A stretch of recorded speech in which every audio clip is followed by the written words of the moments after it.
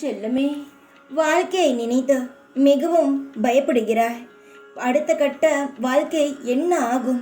இதுவரை நடந்துவிட்ட வாழ்க்கையை எப்படி சமாளிக்கப் போகிறேன் என்ற எண்ணமும் கவலையும் உன் மனதில் இருக்கிறது.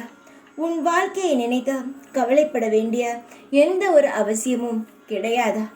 ஏனென்றால் உன் வாழ்க்கையானது சரியான பாதையில்தான் நகர்ந்து கொண்டு இருக்கிறது.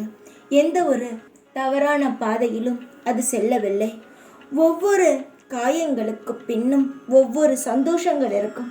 உன் வாழ்க்கையை நினைத்து எந்த ஒரு நொடியும் கவலைப்பட வேண்டாம். நான் சொல்வது உன்னிடம் எப்பொழுதுமே கவலை இல்லாமல் இருந்தால் எல்லாம் தானாக சரியாகிவிடும். நீ கவலைப்படும் பொழுதுதான் தேவையில்லாத எண்ணங்களானது உன் மனதுக்குள் வந்து தேவையில்லாத குழப்பங்களை உருவாக்குகிறது. அப்பொழுதுதான் இன்னும் அதிகமான கவலைகள் உன் வாழ்க்கையிலும் உன் மனதிலும் தோன்றுகிறது. அதனால் வாழ்க்கையை பற்றி எந்த ஒரு கவலையும் இல்லாமல் உன்னுடைய வாழ்க்கை எந்த திசையில் நகர்ந்து கொண்டு இருக்கிறதோ அதே திசையில் உன்னுடைய எண்ணங்களையும் வைத்து அமைதியாக இரு.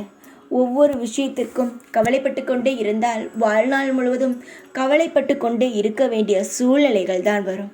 நல்லதுக்கு தான் சொல்கிறேன். நீ கவலை இல்லாமல் இருந்து பார். அடுத்தடுத்து நன்றாகத்தான் நடக்கும். ஒரு விஷயத்தில் நீ முழுமையாக மூழ்கி இருக்கும் பொழுது அதில் நிறைய பிரச்சனைகள் வரும். ஆனால் அதையே நீ சாதாரணமாக அந்த பிரச்சனையை எடுக்கும் பொழுது அந்த பிரச்சனையே இல்லாமல் சந்தோஷமான வாழ்க்கை உருவாகும். கவலை இல்லாமல் சந்தோஷமாக குடும்பத்தோடு நிம்மதியாக இரு. சந்தோஷமாக இரு. வாழ்க்கையை நினைத்து கவலைப்பட வேண்டாம். உன் வாழ்க்கைக்கு நான் பொறுப்பு. அனைத்தையும் சரி செய்கிறேன். நிம்மதியாக இரு. கவலையை தூக்கி எறிந்துவிட்டு சந்தோஷமாக இரு. எப்பொழுதும் உன் கூடவே இருப்பேன் நான். ஓம் சாய்ராம்.